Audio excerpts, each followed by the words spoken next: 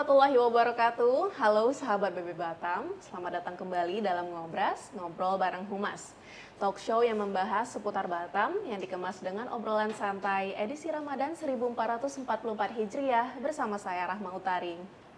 Sahabat BP Batam, pada episode Ngobras kali ini kita akan mendengarkan bersama ilmu dan juga pandangan hukum perbankan syariah yang akan disampaikan oleh Direktur BPR Syariah, Syarikat Madani, sekaligus pengurus MUI Kota Batam, Bapak Haji Yulfiswandi, dengan mengusung tema Hukum Kredit dalam Islam.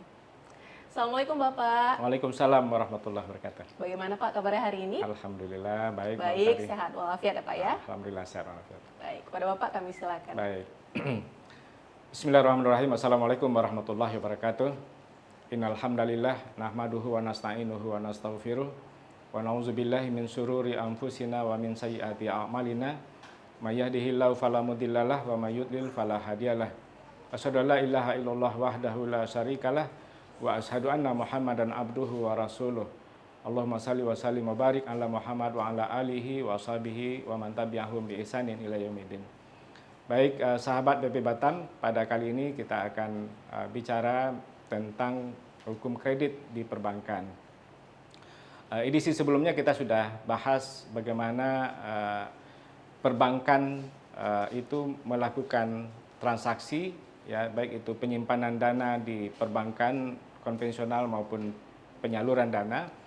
Maka kita lihat bahwa yang dilakukan oleh lembaga keuangan konvensional itu mereka menetapkan bunga atas simpanan maupun penyaluran dana atau kredit. Maka berdasarkan fatwa Majelis Ulama Indonesia nomor 1 tahun 2004 itu sudah dianalisa, sudah disampaikan, ya, sudah diputuskan bahwa transaksi yang menghitung keuntungan ataupun transaksi yang berpatokan pada bunga itu dihukumi riba. Nah, riba itu di dalam Islam haram hukumnya, kemudian itu sangat dilarang.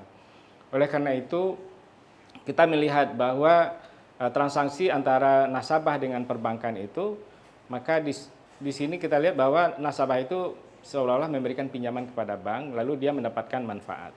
Demikian juga dengan bank menyalurkan dana dalam bentuk kredit kepada nasabah, kemudian dihitung dari pinjaman yang diberikan itu ada keuntungan yang diharapkan oleh bank, yaitu bunga.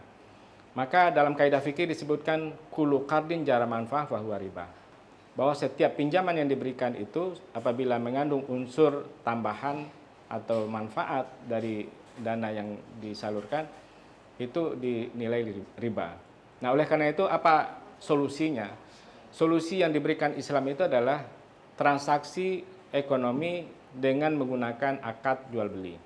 Ya, kalau dalam surah Al-Baqarah itu sudah disebutkan zalika bi annahum qalu innamal bai'u mislu riba wa halallahu al-bai'a wa harama riba. Jadi orang-orang dulu mengatakan bahwa riba itu sama saja dengan jual beli gitu ya. Padahal Allah sudah menghalalkan jual beli dan mengharamkan riba. Nah, oleh karena itu bank Islam atau bank syariah mereka melakukan pendekatan dengan cara melakukan jual beli. Ketika mereka menyalurkan dana ke nasabah, maka itu dibuat transaksinya jual beli, yang disebut dengan akad murabaha.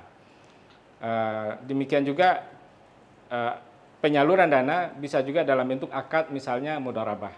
Mudharabah itu adalah ketika nasabah atau pengusaha, ya, mudarib itu membutuhkan dana kemudian untuk pengembangan usahanya, maka perbankan sebagai sahibul mal memberikan dananya 100% dan nanti berbagi hasil. Berapa hasil disepakati nisbahnya di awal.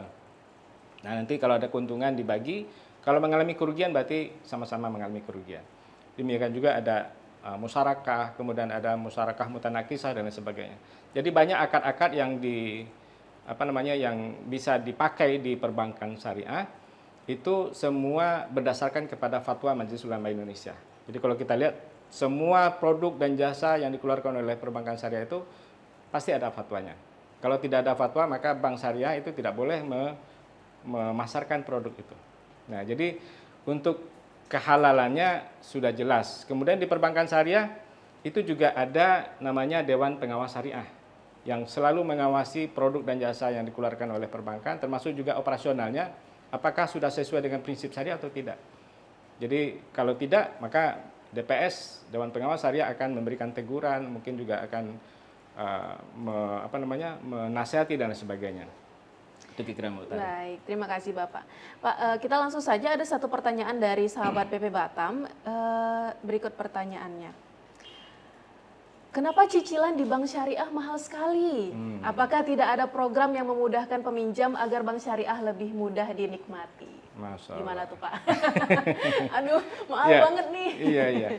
Sebenarnya kalau kita lihat dari unsur-unsur biaya ya saya juga sudah menganalisa sebenarnya bank syariah dengan bank konvensional itu ya, justru lebih murah bank syariah. Oh ya, berarti ini terpatahkan ya Pak ya? Boleh dibuktikan ya. Nanti bagi Bapak dan Ibu yang mungkin sudah berpengalaman di bank konven, coba aja sekali datang ke bank syariah, lihat.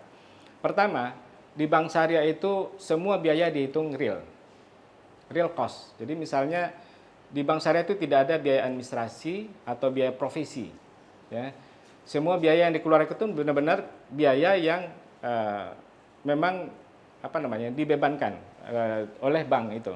Misalnya kertasnya, kemudian perjalanan survei segala macam. Jadi kalau pinjam misalnya 20 juta dengan 2 miliar, mungkin biayanya sama gitu. Ya, karena yang dihitung tuh real cost-nya gitu. Ya, tidak dihitung berdasarkan kepada plafon yang diberikan. Nah, kalau di bank konvensional kita lihat biaya administrasi misalnya 2% dari plafon. Ya kan? Nah, sementara kalau bank syariah tidak melihat itu. Lebih kecil kalau dari sisi biaya. Termasuk juga biaya administrasi, biaya asuransi, kemudian biaya notaris, itu real semua. Tidak ada yang dimaaf gitu. Kemudian di bank syariah itu sifatnya tetap.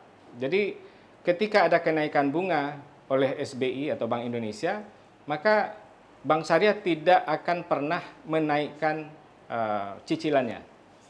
Ya, jadi kalau misalnya cicilannya selama ini katakan misalnya 2 juta, ketika terjadi kenaikan bunga, ya kita lihat sekarang kan ekonominya gonjang-ganjing juga ya. Jadi bunganya bisa naik. Betul. Nah, kalau bank konvensional biasanya dia menyesuaikan. Ya, kalau naik suku bunga dia akan naikkan juga cicilan. Tapi kalau bank syariah tidak. Tetap ya Pak ya? Tetap. Jadi apa yang disepakati di awal bahwa itu merupakan hutang, segitulah. Itulah yang akan terjadi sampai Itulah akhir. yang akan terjadi. Kemudian istimewanya ketika nasabah ini mau membayar lunas di pertengahan jalan, tidak sampai ke jatuh tempo, maka bank syariah akan memberikan diskon. Jadi utangnya udah nggak segitu berapa lagi. persen tuh Pak? Nah itu nanti kesepakatannya. Oke. Tapi itu tergantung bank ya. Iya. Biasanya bank pasti memberikan diskon. Nggak ada diskon akhir tahun ya Pak ya? Nggak ada diskon. Salah. Kayak di mall-mall gitu nggak ada ya Pak ya? Nah, itu keistimewaannya. Baik, tapi itu berarti tidak ada di bank konvensional sih ya untuk diskon itu tadi Pak?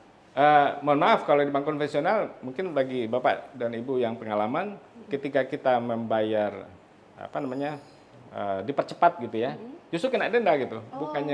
Bukannya kita didiskon malah dikenain denda. Karena belum jatuh tempo tadi ya? Belum jatuh tempo, jadi itu mereka hitung semua sampai akhir ya.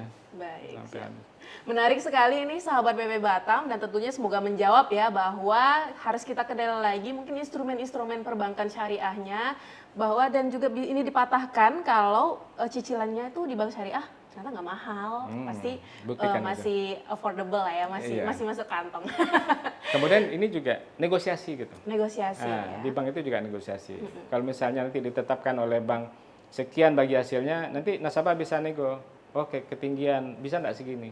Jadi memang betul-betul kita pakai prinsip antara dimingkum gitu. Ridho sama ridho. Baik. Karena dalam Al-Quran disebutkan ya ayyuhallazina amanu la taqulu amwalakum bainakum bil batil illa an takuna tijaratan antara dimingkum. Antara dimingkum itu adalah ridho sama ridho, ikhlas sama ikhlas, tidak boleh ada tipuan, tidak boleh ada kecurangan. Iya, itu dia sahabat BB Batam sudah terjawab semuanya dan tentunya kami juga mengucapkan terima kasih kepada Bapak Yulfis Wandi yang sudah hadir berkenan untuk memberikan edukasi.